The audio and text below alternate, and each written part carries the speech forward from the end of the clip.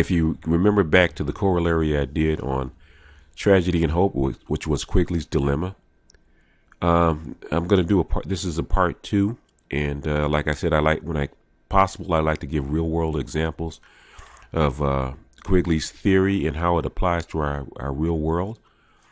If you just to review for a second, but you can also go back and check out the vid.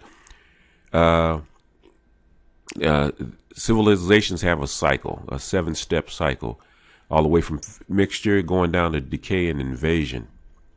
Okay, and we figured that we've gone through this, and we're somewhere here, and we didn't know which path that it would take. Quigley at the time didn't know which path it would take, whether the United States would become the universal empire and rule for however long it was going to rule, and then decay and become fodder for the next civilization, or the cycle would continue, and we'd have a fourth expansion, with the United States being the core empire that rules for a short time over the rest of the civilization, and then somebody else becoming the universal empire, which is what he was afraid of, that somebody else would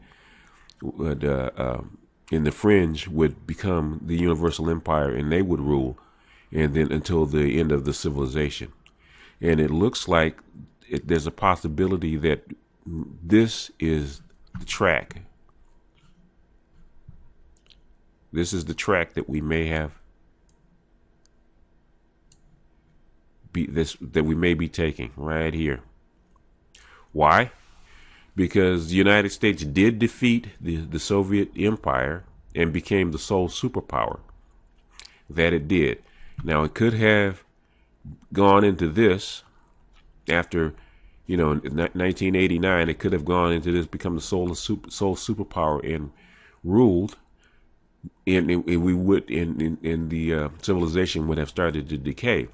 But instead, we may have gone into what I call the fourth expansion, and the digital revolution. And under the digital revolution, where the civilization expanded its final expansion out to the whole entire globe, it looks like the fringe element, which he may have predicted, which is Chinese, which we'll get into that later, why he figured there would be Asian pressure and would rival the rest of the world. It looks like the Chinese actually may be the universal empire. It could be. We don't know. But we're going to give you a real world example on why that may be so.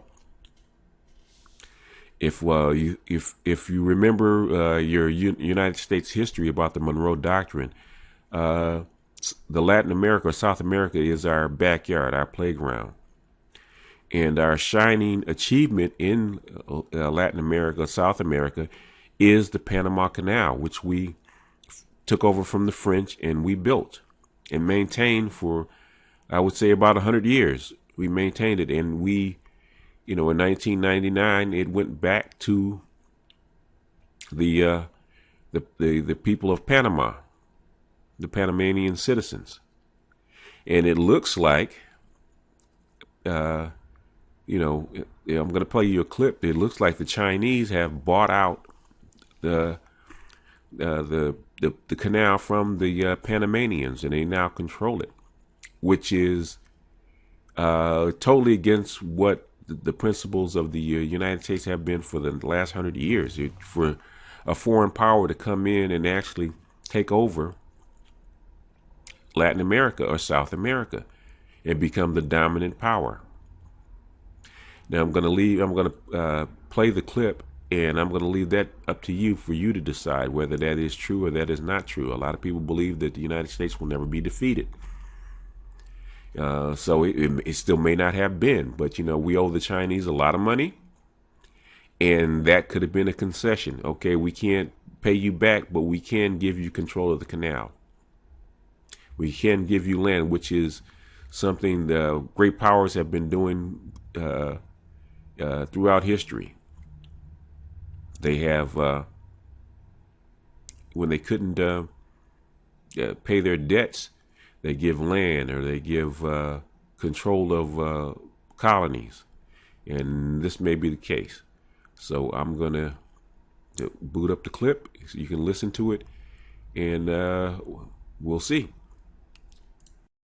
So anyway, when I left the airport and finally ran into one of my expat buddies living down there in Panama for many years, and I asked him, what's with all the damn security? It's worse than the U.S. And then he told me at first the Panama government announced that it was about tracking narco money and unpaid tax dollars, basically to root out money laundering.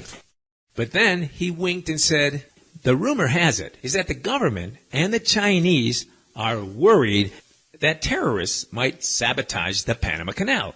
After all, it would just take one small bomb to put that thing out of commission for weeks. And that's where the Panamanian government makes most of its revenue, charging hefty fees and taxes for ships going through the locks. And he said, the Panamanian government didn't pay the mega millions for that scanning equipment at the airport. The Chinese did. And that's because the Chinese government has bought up virtually all the land and concessions up and down the Panama Canal since the U.S. had to turn it back over to them on December 31st, 1999. And the Chinese, being communists and ever so sneaky and cautious, they're taking every security measure possible to make sure their canal, yes, it is their canal now, remains wide open to traffic. They don't get the tax or transit money that goes through the canal, but they earn billions a year off of storage, freight loading, and sorting concessions. And since no country in the world is really in love with the Chinese, they figure in the future, if diplomacy goes sour, the canal would be an easy target.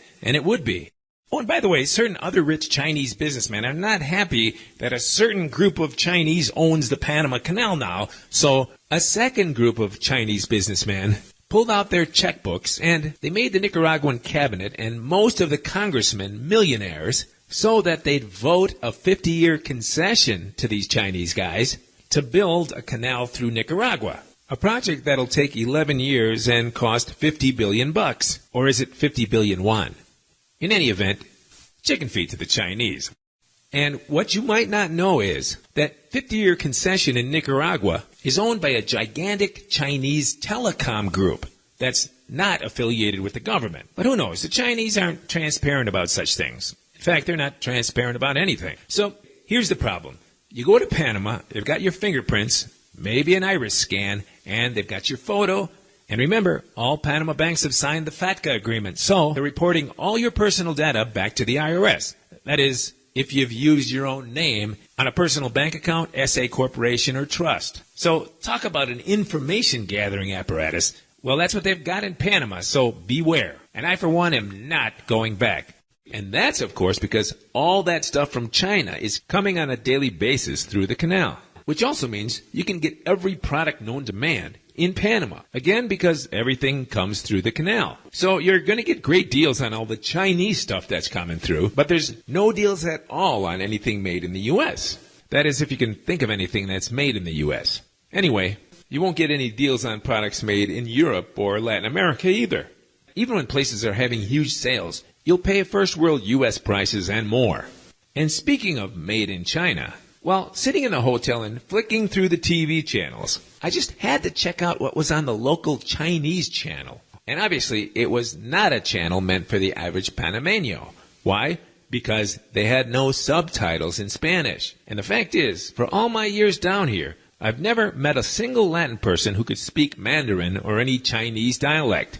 And if the Chinese really wanted to commingle with the Latins and let the Latins in on their part of the world, their social and economic world, that is, they would have at least have attempted to put Spanish subtitles on their TV programs now, wouldn't they? But they didn't, and they won't, because you see, that's not part of their plan. In the business world, it's obvious the Chinese are taking over, and it doesn't seem they need or want any help from the locals, the Panamanians. Though, of course, they need the government to get their permits to get started on their businesses. And once they've achieved that, they do everything from the viewpoint of their own ethnic world, the Chinese world. And it seems they're trying to maintain a parallel, separate Chinese-style world at all costs. Very strange, but that's the way they do things. And I witnessed a very good sample of this myself. Now, like I said before, I'm staying in the very high-buck Hard Rock Hotel complex. That place I told you with 62 floors. And I've been here quite a few days now, and I haven't seen one Chinese person in this hotel. And that's because I found out there are certain other four-star hotels down here that are Chinese owned and operated, where of course the Chinese contingent with money stay. Like I said, there's two separate worlds in a very small country, and the Chinese want it that way.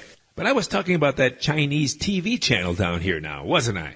Anyway, I noticed that between the regular Chinese programs, all of the commercials were Chinese too. Chinese banks, Chinese construction companies, Chinese legal and security firms, and even Chinese doctors and medical offices. Then, to top it off, surprise, surprise, there were a group of Chinese beauty parlors sponsoring a Panama National Chinese Beauty Contest. And sorry, all you Latina beauties, it's for Chinese ladies only.